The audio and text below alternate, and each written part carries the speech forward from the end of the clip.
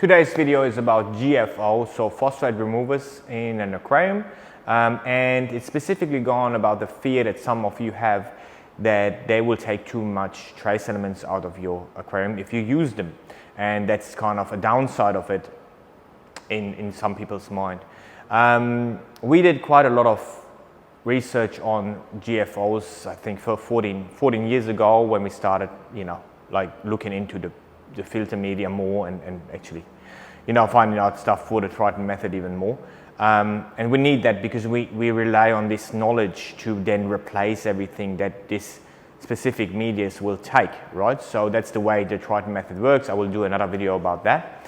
But we know a lot about what they take and what they actually leach, right? And mainly I can tell you that the fear of them taking too much trace elements is actually not really, you don't need to have it.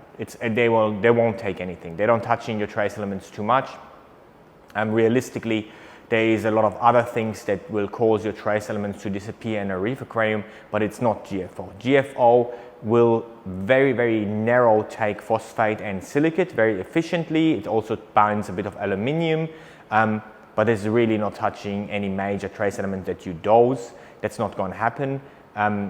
Like I say, there's other factors that you need to look at or need to understand if you want to kind of reduce the amount of trace elements you need to dose.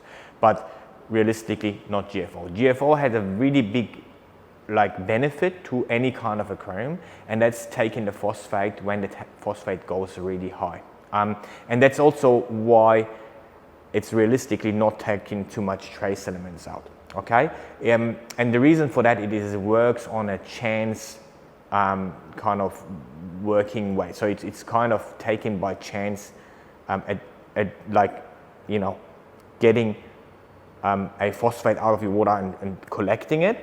But it only does that if you run the water over it and there's a phosphate available. So if your phosphate very low, the chance you run that phosphate molecule over that iron will be very, very low, and that's why when you get in low phosphates, it actually stays quite low, but it's still available, right?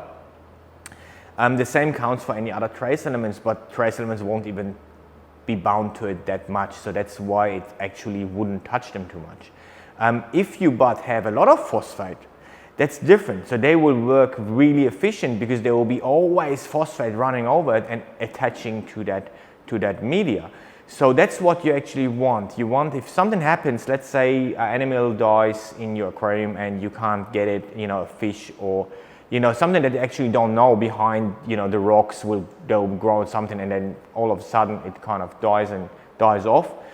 It will release a lot of phosphate at once, right? And then it will cause this peak in your aquarium, and that's really bad. You don't want to have a peak in your aquarium, right? Nothing likes that.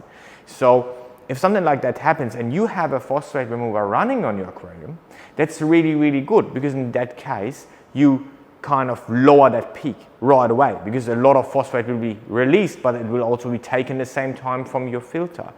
And that's why you're using it. And this principle actually causes that it doesn't touch your trace elements too much, because trace elements obviously are little tiny bits of amounts you use, and they will not be touched by the GFO.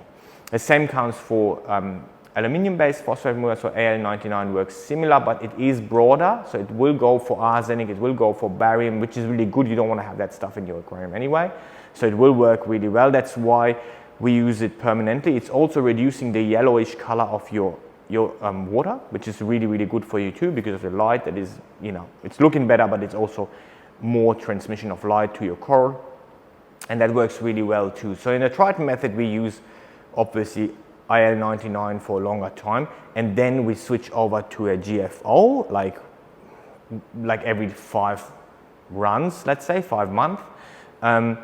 And that's because we'll then take the aluminium out with the GFO, which is good for the aquarium too. We don't want to have too much aluminium, which is released by the Al99. And on the other side, we'll kind of have that reduction and still have the security of the phosphate removing abilities, right?